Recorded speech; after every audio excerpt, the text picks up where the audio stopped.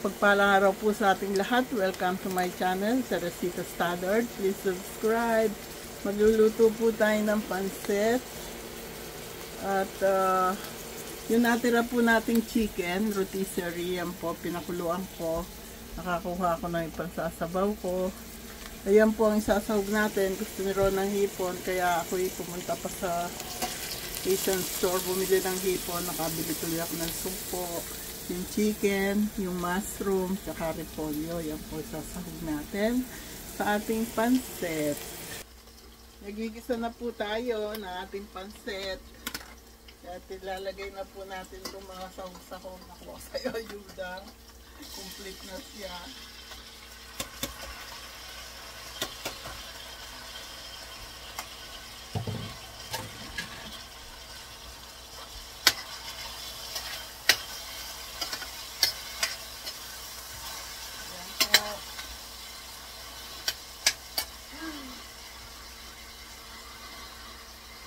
Lalagay na po natin yung ating chicken.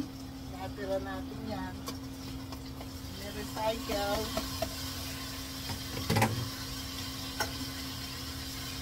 Sunod po natin yung hipon. Gusto ni Ron may hipon. Kaya namalay ko pa ako ng hipon.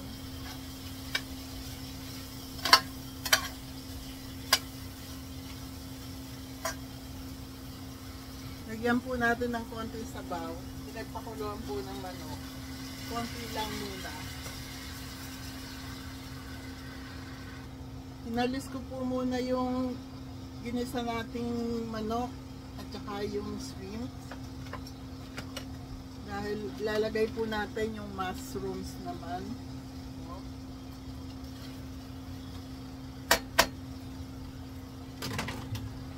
Titikman ko muna kung ayos yung mushroom. Experiment. Masarap naman pala yung mushroom. Pwede siya sa ating pansit. Ito po. Nilagyan ko siya ng seasoning. Pansit bihon. Ito po ang aking gagamitin. Pansit bihon. At sasamahan ko po siya ng sotang ko. Masarap yun. Bihon at sotang ko. Sasama ko na po yung repolyo sa ating mushroom. Masarap po pala ng mushroom. Sarap niya. Inalis ko rin po yung repolyo tsaka yung mushroom. Kasi baka masyadong lumambot. Ngayon ay lulutuin na natin yung ating bihon at sotanghon.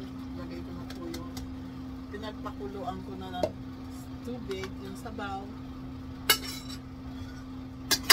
Yung buto-buto ng manok, pinakuluan po siya. At lalagay na po natin itong natirang pansit bihon mix. Yan po ang magpapalasa ng ating pansit. Lalagay ko na po yung ating sotanghon kasi ito hindi siya malalagsa na kagaya ng bihon. Kaya sinuuna ko siya pag nagluluto po ako ng sinasamahan ko ng sotanghon. Lalagay na po natin yung ating bihon. Dahil binabad ko po siya sa tubig. Kaya madali na lang itong maluluto.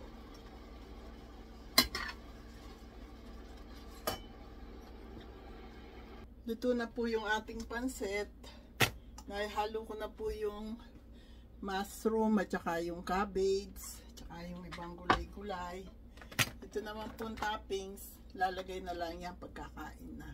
Lalagyan ng hipon at chicken sa ipapa. Saya-saya. Dinner reserve. Pansit bihon. Is last with tanghon. Ewan ko kung ano itatawag nyo. At saka po lobster. Ayan. Sotanghon po yan. Bihon na may sotanghon. Gusto ko po yon. Kaya, ayan na po. Ngayon ko lang natuklasan, napakasarap pala ng mushroom sa pansit bihon. Talagang masarap po siya. Subukan nyo. Masarap. Nalalasap. Kain na po tayo. Yan po ang dinner namin. Pansit bihon na may sotanghon. Pinagsama ko po. At saka tigisa kami ng lobster ni Ron para hindi kami mag-away. Request niya yan, pansit with shrimps. Hindi pa niya sinabi agad, yung chicken lang sana isasawag ko. Nung sabihin niya sa akin, hapon na, nung nagluluto na ako. Kaya nagpunta pa ako sa pamilihan. Pumili ako ng hipon, nakabili na rin ako ng lobster. Ayan po. Kaya bumili na rin ako ng mangga, tsaka ng aking buko. Ayun.